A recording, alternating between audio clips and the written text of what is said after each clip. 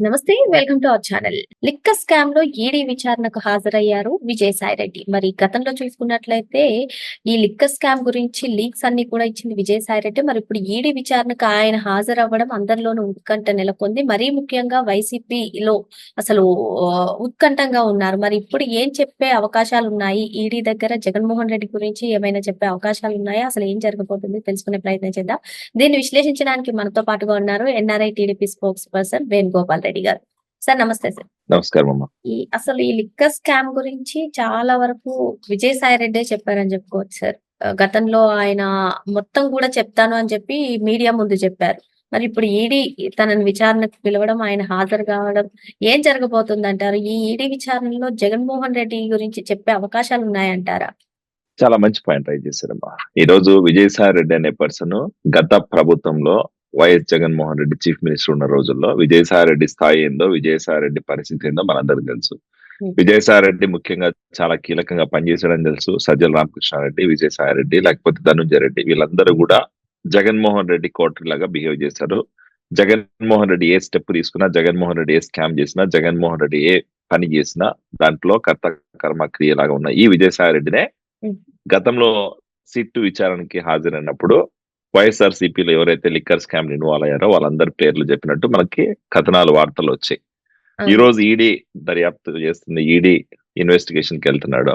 ED విచారణలో ఖచ్చితంగా మరిన్ని కొత్త కొత్త ఫేసెస్ బయటకు వచ్చే ఆలోచన. ఈ రోజు ఆల్రెడీ మిథున్ రెడ్డి గారు జైలుకి వెళ్ళారు, రాజకేష్ రెడ్డి జైలు, ధనంజయ రెడ్డి వెళ్ళారు. నెక్స్ట్ ఎవరన్నా ఉన్నారంటే వీళ్ళందరినీ నడిపించింది ఎవరు?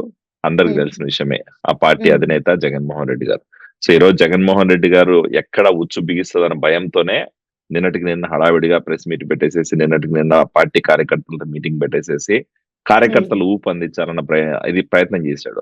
సో హ్మ్. ఖచ్చితంగా ఏంటంటే విజయసాయి రెడ్డి గారు ఈ రోజు ఈడీ దర్యాప్తులో మరిన్ని ఈ రోజు ఆధారాలతోటి అక్కడ అసలు లిక్కర్ స్కామ్ ఏం జరిగింది, ఎన్ని వేల కోట్లు స్కామ్ చేశారు, అసలు ఎవరెవరు ఇన్వాల్వ్మెంట్ అయింది, ఎంతమంది ప్రాణాలతో వీళ్ళు చెలగాటమాడారు, ప్రజల్ని ఎంత ఈ రోజు లిక్కర్ కల్తీ మద్యం తాపి వాళ్ళని ప్రజల్ని ఎలా భ్రష్టు పట్టించారన్న విషయాల గురించి ఖచ్చితంగా ఈడీ విచారణలో విజయసాయి రెడ్డి గారు మరిన్ని నిజాలు బయటపెట్టే ఛాన్స్ అయితే ఉందని మనకు ఆధారాలు అందుతున్నాయి. ఇక్కడ ఇంకొక విషయం సార్. ఈరోజు విజయసాయిరెడ్డి, రేపు మిథున్ రెడ్డి.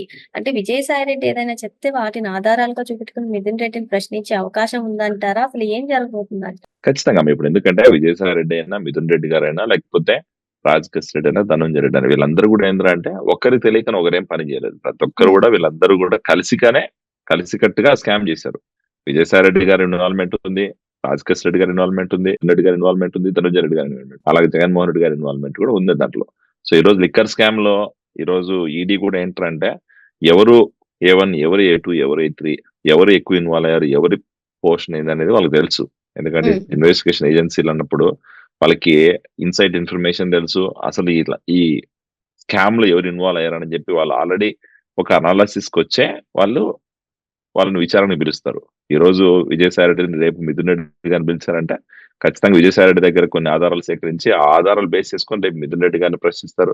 మిథున్ రెడ్డి గారు ఇచ్చిన ఆధారాలు బేస్ చేసుకొని రాబోయే రోజుల్లో జగన్మోహన్ రెడ్డి గారిని కూడా ప్రశ్నించే ఛాన్స్ ఉంటుంది.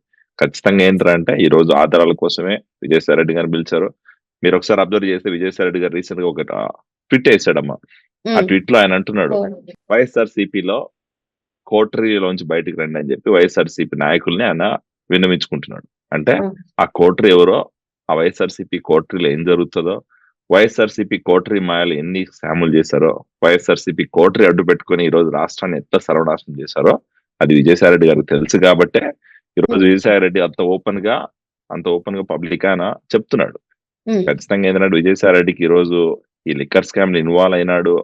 ఎక్కడ ఖచ్చితంగా ఆయన పేర్లు బయట పెడుతున్న భయంతోనే ఈ రోజు వైఎస్ఆర్సీపీ నాయకులందరూ కూడా ఆయన మీద అటాక్ చేసే పరిస్థితి ఉంది. విజయసాయి రెడ్డి గారిని ఈ రోజు రోడ్డు మీదకి లాగాలని ప్రయత్నం చేస్తున్నారు వాళ్ళు. కాకపోతే విజయసాయి రెడ్డి ఫ్యాక్ట్స్ చెప్పి హ్మ్. వైఎస్ఆర్సీపీని రోడ్డు పైన లాగాలని ఆయన ప్రయత్నం చేస్తున్నారు. సో ఖచ్చితంగా ఏంటంటే ఆ కోటరీలోంచి ఒకరు బయటకు వచ్చి ఆ కోటని బద్దలగొట్టడానికి ప్రయత్నం చేస్తున్నట్టే కనపడుతుంది. Okay sir. లిక్కర్ స్కామ్‌లోనే కాకుండా అసలు జగన్మోహన్ రెడ్డి గారికి సంబంధించినటువంటి అన్ని కేసుల్లో గూడా ఏ2గా ఉన్నారు విజయసాయి రెడ్డి.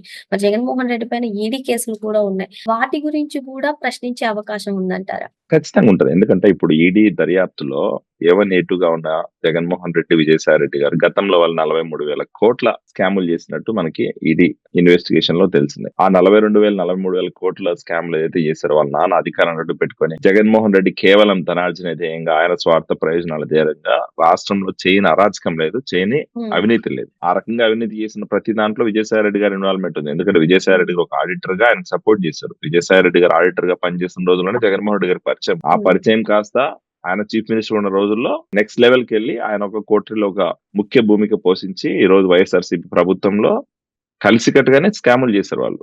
ఈరోజు విజయసాయి రెడ్డి గారు ఇన్వెస్టిగేషన్ పోతున్నారంటే జగన్మోహన్ రెడ్డికి ఎందుకు భయం అంటే ఈడీ కేసులు ఈ రోజే కాదు, గతం నుంచి ఉన్నాయి. గత 15, 13, 14 సంవత్సరాల నుంచి వీళ్ళ మీద దర్యాప్తు జరుగుతుంది. ఖచ్చితంగా వీళ్ళ మీద పర్యవేక్షణ ఉంది. వీళ్ళ పాస్పోర్ట్ కూడా వీళ్ళ కంట్రోల్ లేని పరిస్థితి ఉంది ఈ రోజు.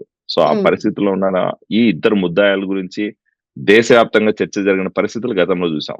సో అలాంటి విజయసాయి రెడ్డి ఈ రోజు ఈడీ దర్యాప్తు, ఈడీ ఇన్వెస్టిగేషన్ చేస్తుందంటే ఖచ్చితంగా కొన్ని వాస్తవాలు అయితే బయటకు వస్తాయని మనకు అర్థమవుతుంది. మరి ఈ విచారణతో లిక్కర్ స్కామ్ క్లైమాక్స్ కి చేరిందని భావించవచ్చు అంటారా? ఖచ్చితంగా క్లైమాక్స్ చేరినట్టే కనపడుతుంది. ఆల్రెడీ మనకి కావాల్సిన ఆధారాలను దొరికాయి. సిట్ ఇన్వెస్టిగేషన్ లోనే ఆల్రెడీ తెలిపోయింది ఎవరు ఇన్వాల్వ్ అయ్యారు, ఎవరు ఏమని, ఎవరు ఇటు, ఎవరు ఇటు అనేది. ఈ రోజు ఈడీ దర్యాప్తులో కూడా అవి క్రాస్ చెక్ చేసుకొని కన్ఫర్మ్ అయితే రాబోయే రోజుల్లో ఎవరు మెయిన్ ముద్దాయి ఉంటారో వాళ్ళ మీద, ఎవరైతే మెయిన్ దాని మీద స్కామ్ ఇన్వాల్వ్ అయ్యారో వాళ్ళ మీద యాక్షన్ తీసుకోవడానికి ప్రభుత్వ పరంగా అలాగే ఈడీ, సిట్ అందరూ కూడా కలిసి ఈ రోజు వాళ్ళని అరెస్ట్ చేసే ఛాన్సెస్ కూడా ఫైనల్ గా ఈ రోజు ఏమంటారు ఒక కన్క్లూజన్ ఇచ్చే దిశగానే ముందుకు పోతున్నట్టు కనపడుతుంది. మరి లిక్కర్ స్కామ్ మొత్తానికి క్లైమాక్స్ చేరుకుందని చెప్పి భావించవచ్చు అని చెప్పి సార్ చెప్తున్నారు. మరో అంశంతో మళ్ళీ కలుద్దాం. Thank you sir. Thank you అమ్మా.